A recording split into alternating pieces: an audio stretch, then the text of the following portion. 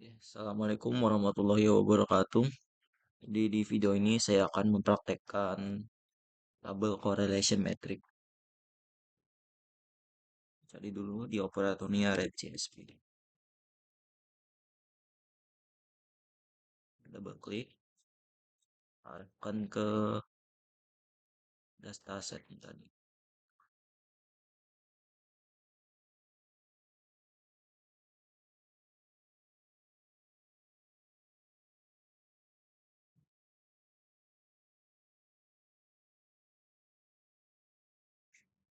Datasetnya heating oil ini. Next sampai finish. Lalu cari lagi correlation metric di operator ini. Kita hubungkan dulu. Hubungkan lagi.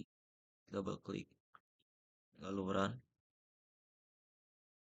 Hasilnya akan seperti ini.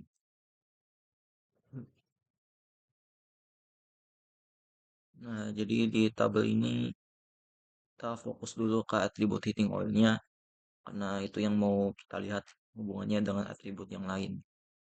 Nah, heating oil dengan insulation nilainya 0,736. Nilainya positif kalau artinya ada hubungan searah. Kalau insulasi rumah makin bagus, makin tinggi. Jadi kebutuhan minyak pemanas juga meningkat. Sebaliknya kalau insulasinya jelek, maka kebutuhan heating oilnya juga menurun. Jadi dua-duanya bergerak searah. Naik sama-sama naik, turun sama-sama turun. Terus si heating oil sama temperatur nilainya minus 0,774. Nilainya negatif cukup besar berarti berlawanan arah. Semakin tinggi suhu rata-rata maka semakin hangat.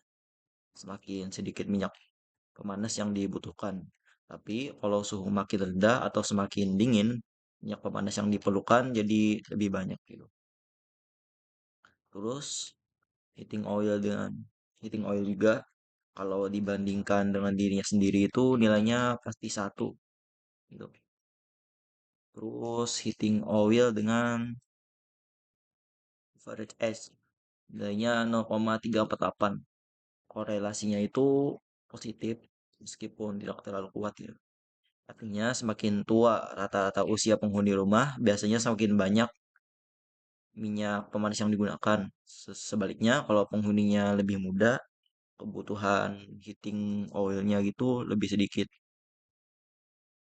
Terus heating oil dengan 6 okupan nilainya 0,049. Nilainya negatif tapi sangat kecil. Jadi hubungannya lemah sekali. Biar tidak ada pengaruh antara jumlah penghuni dan kebutuhan minyak pemanas. Lalu heating oil dengan home size nilainya 0,381. Nilainya tuh positif sedang. Semakin besar ukuran rumah biasanya semakin besar juga kebutuhan minyak pemanas. Tapi korelasinya tidak terlalu kuat. Nah, warna ungu, warna di tabel ini menunjukkan seberapa kuat korelasinya. Biasanya kalau semakin gelap warnanya, gelap ungunya gitu, semakin kuat hubungannya. Kalau warnanya makin pucat atau mendekati putih, berarti hubungan antar atributnya itu lemah. Nah, terus hmm, korelasi itu tidak berarti sebab akibat. Jadi walaupun dua atribut punya hubungan kuat, bukan berarti yang satu menyebabkan, bukan berarti yang satu menyebabkan yang lain gitu. Misalnya tadi ada hubungan negatif antara average S sama temperatur.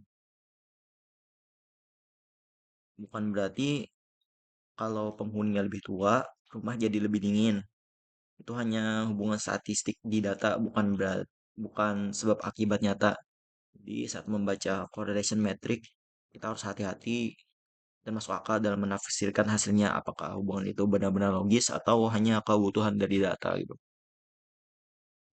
Oke, sekian, terima kasih.